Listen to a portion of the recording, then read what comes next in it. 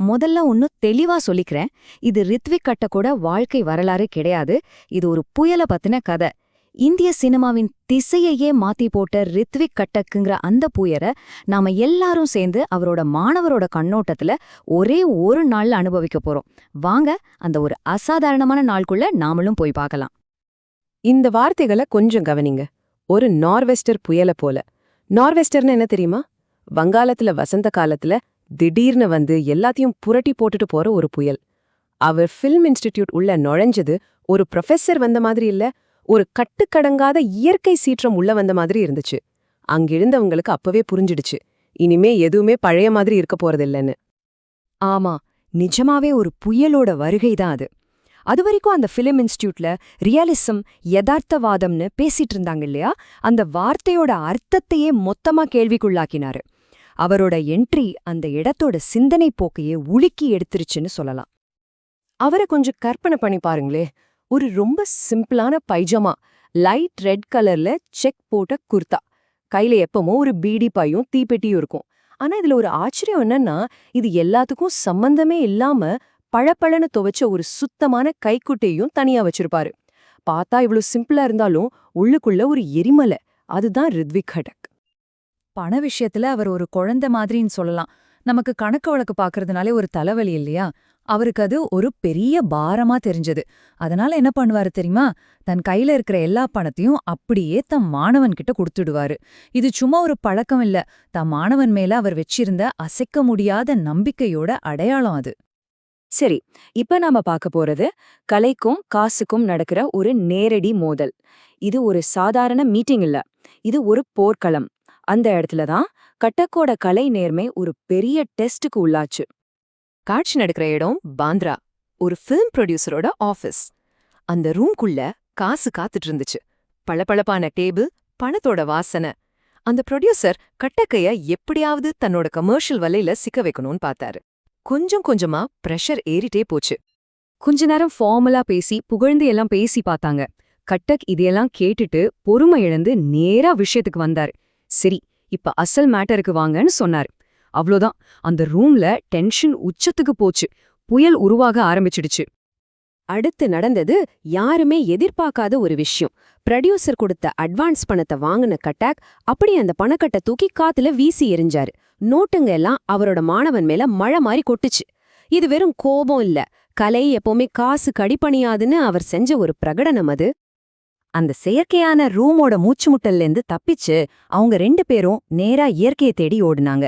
அவங்களுக்கு ஆறுதல் கொடுக்க பாந்த்ரா பீச்சோட பரந்த வெளி காத்துட்டு இருந்துச்சு. பீச்சுக்கு வந்ததுமே அவர் ஒரு மாதிரி சடங்கு மாதிரி ஒன்னு பண்ண ஆரம்பிச்சாரு.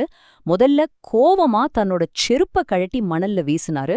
அப்புறம் மாணவன் கிட்ட தாய் பூமியில வெறுங்காலோட நடன்னு கட்டளையிட்டாரு. அதுக்கப்புறம் கொந்தளிச்சிட்டு இருந்த அலைகளுக்குள்ள ஆழமா நடந்து போனாரு. அது அவருக்கும் இயற்கைக்கும் நடந்த ஒரு மௌனமான உரையாடல் மாதிரி இருந்துச்சு. கடல்ல மூழ்கி எழுந்து வந்தவர் சொன்னாரு, ஆஹா, இயற்கை உண்மையிலே ஒரு பெரிய ஃப்ளஷ். இந்த ஒரு வரியில அவரோட மொத்த பிலாசபியும் அடங்கியிருக்கு. மனுஷனோட செயற்கையான விஷயங்கள் எல்லாத்தையும் கழுவி சுத்தப்படுத்துற ஒரு சக்தியாதான் அவர் இயற்கையை பார்த்தாரு. அப்போ அந்த மாணவன் அவரை கவனிக்கிறான். ஒரு பக்கம் கடல், இன்னொரு பக்கம் இருண்டுட்டு வர்ற வானம். இதுக்கு நடுவுல ஷேவ் பண்ணாத முகத்தோட, விரல் இடுக்குல பீடியோட, ஒரு தோள்பட்டை மட்டும் வில்லு மாதிரி கொஞ்சம் மேல தூக்கி அவர் நின்னுட்டு இருந்தாரு. அந்த காட்சி அந்த மாணவனோட மனசுல இருந்து எப்பவுமே அழியாத ஒரு ஓவியமா பதிஞ்சு போச்சு. ஆனா அந்த நாள் இன்னும் முடியல. இப்போ நம்ம பார்க்க போறது ஒரு தெய்வீகமான மாலை போறது. ரித்விக் கட்டக் எப்படி ஒரு மஜிஷியன் மாதிரி ரொம்ப சுலபமா வேற வேற உலகங்களுக்குள்ள போயிட்டு வந்தாருன்னு பாருங்க. அந்த சாயங்காலத்தோட பயணத்தை கொஞ்சம் யோசிச்சு பாருங்க. முதல்ல ரொம்ப ஸ்டைலான ஆக்டர் அபி பட்டாச்சாரியாவோட வீட்டுக்கு போறாங்க. அதுக்கப்புறம் நேரா கோலிவாடால ஒரு மீனவர் குடிசைக்குள்ள கூரைக்கு கீழே உட்காந்து உள்ளூர் சரக்கு அடிக்கிறாங்க. கடைசியா ராத்திரி சிதார் மேதை பண்டித் ரவிசங்கர் வீட்டுக்கு திடீர்னு போறாங்க. நினைச்சு பார்க்கவே முடியல இல்லையா? அங்கதான் ஒரு அதிசயம் நடந்துச்சு. ஒரு வாழும் இதிகாசம். பண்டிட் ரவிசங்கர் அவரோட சிதாரை எடுத்தாரு. ஆடியன்ஸ் யாரு தெரியுமா? கட்டக்கும் அவரோட மாணவனும் மட்டும்தான். அவங்க 2 பேருக்காக மட்டும் ஒரு பிரைவேட் கச்சேரி ஆரம்பமாச்சு.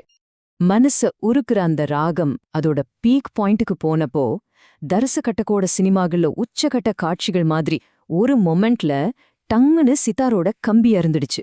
கலை அதோட அழகு மற்றும் வலியோட எல்லை வரைக்கும் போகும்போது என்ன நடக்குமோ அதோட ஒரு அடையாளமா அந்த சத்தம் கேட்டுச்சு. நாம இந்த ஒரு நாள்ல பார்த்தது வெறும் ஒரு மனுஷனோட விசித்திரமான செயல்களை மட்டும் இல்ல, நாம பார்த்தது ஒரு குருவோட மரப. இப்போ ஒரு டீச்சரா, ஒரு தியரிஸ்டா கட்டக்கூடோட இம்பாக்ட் எவ்ளோ பெருசுன்னு கொஞ்சம் யோசிச்சு பார்க்கலாம். அவர் எப்பவுமே தன் ஸ்டைல ஸ்டூடெண்ட்ஸ் மேல திணிச்சதே இல்ல. அதுக்கு பதிலா கேமராவோட லென்ஸ், லைட், சவுண்ட் மாதிரி கருவிகளோட எப்படி பேசணும், எப்படி அதுக்கு ரெஸ்பாண்ட் பண்ணணும்னு சொல்லிக் கொடுத்தாரு. ஒரு ஆர்டிஸ்ட் தன்னோட டூல்ஸோட பேசுற மாதிரி. அவர் சீடர்களை உருவாக்கல, சுதந்திரமான கலைஞர்களை உருவாக்கினாரு. அதுதான் அவரோட டீச்சிங்கோட ஸ்பெஷாலிட்டி. சினிமா தியரியில அப்போ ஒரு பெரிய விவாதம் நடந்துட்டு இருந்துச்சு. சீக்ஃப்ரீட் கிராக்ஹேர்னு ஒருத்தர் இருந்தாரு.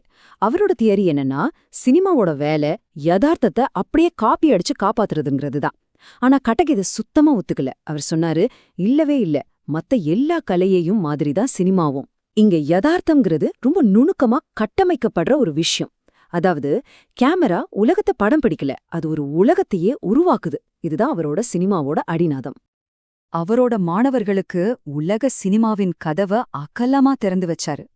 சர்ஜி ஐசன்ஸ்டீன், லூயிஸ் புனுவேல், ஃபெடரிகோ ஃபெலினி, இந்த 3 ஜாம்பவான்களோட உலகத்தை அவங்களுக்கு அறிமுகப்படுத்தி வச்சாரு. இவங்க கிட்ட இருந்துதான் சினிமாவுக்கு எல்லையே இல்லைங்கிற உண்மைய ஸ்டூடெண்ட்ஸ் கத்துக்கிட்டாங்க. ஒரு குருவா, ஒரு மென்டாரா அவர் எவ்வளவு ஷார்ப்பா இருந்தாருங்கிறதுக்கு இது ஒரு சூப்பர் உதாரணம். ஒரு தடவை இந்த கதையை சொல்றாரே அதே மாணவரோட ஒரு வேலையை பார்த்துட்டு அதுக்குள்ள மறைஞ்சிருந்த பிரெஞ்சு டைரக்டர் ஃப்ரெஸ்ஸினோட இன்ஃப்ளூயன்ஸை கரெக்டா கண்டுபிடிச்சு சொல்லிட்டாரு. இதுல இருந்தே தெரியுது அவர் தான் மாணவர்களையும் அவங்களோட ஒர்க்கையும் எவ்வளவு ஆழமா புரிஞ்சு வச்சிருந்தாருன்னு. கடைசியில அந்த மாணவனோட மனசுல இந்த ஒரு கேள்விதான் நின்னுச்சு. யதார்த்தமும் கற்பனையும் எந்த இடத்துல ஒன்னு சேருது? உண்மையில இந்த கேள்விதான் ரித்விக் கட்டுக்கோட மொத்த கலை பயணத்தோட சாராம்சமே. ரியாலிட்டியை எடுத்து அதை இமேஜினேஷனால செதுக்கி ஒரு புத்தம் புதிய பவர்ஃபுல்லான உண்மையை உருமாக்குறது, அதுதான் ரித்விக் கட்டுக்கு விட்டுட்டு போன மரபு. நாமளும் அதை பத்தி யோசிக்கலாமே.